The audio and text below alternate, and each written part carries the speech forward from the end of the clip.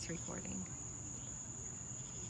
The last time I saw you, you said you'd never forget the night I introduced you to acid rap.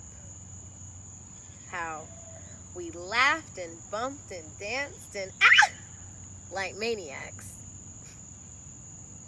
Songbird.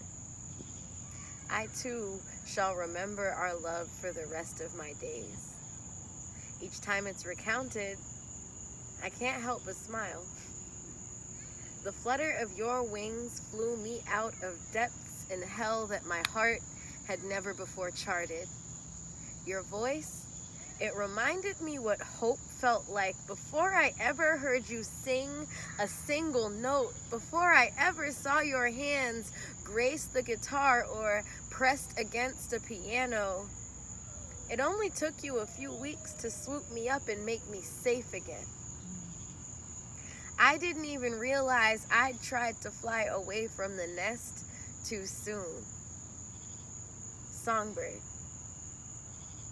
Years later, your eyes still burst ablaze in a microsecond at the sight of me. I am reminded how even on days when I was as dim and dull as the dirt below, you would smile at me like the brightest star in your sky. My flames got so low, but you freely lent me your light, flew by making everything warm and bright. You Halley's comet of a human being, or rather a human becoming songbird. I never told you this, but that light reminded me what it's like to want life again. Finding me asleep and somehow still crying after meltdowns. You melted down my winters, gave way to new growth in spring, made a meadow of my living room. I swear, there was never a comfort quite like coming home to you. Having your lips against my forehead made my aura fluoresce. Can't tell you how often people would say I was glowing after nights spent fully clothed with you and some dope-ass tunes in my bed. Songbird. Do you remember the night I showed you all my favorite soul music? Spilled hours of my soul across that apartment floor, explaining away the every idiosyncrasy of David Ruffin's smooth transitions to falsetto, how a dramatic key change in a Manhattan song opens up all my soft spots, makes it feel so good to be loved so bad, the freedom to be full for every second of Stevie Wonder.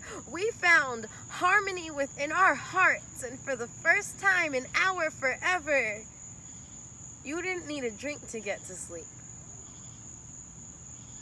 I stayed awake, contemplating the poetry you made of my madness, the melodies you crafted in the midst of my cacophony, how the hell you managed to make a home out of this heart when for so long I could find neither shelter nor solace in it. Some say my mind is beautiful. I said no, it is broken. You said you are wrong. You might be both, but damn it, you are still my baby. Songbird.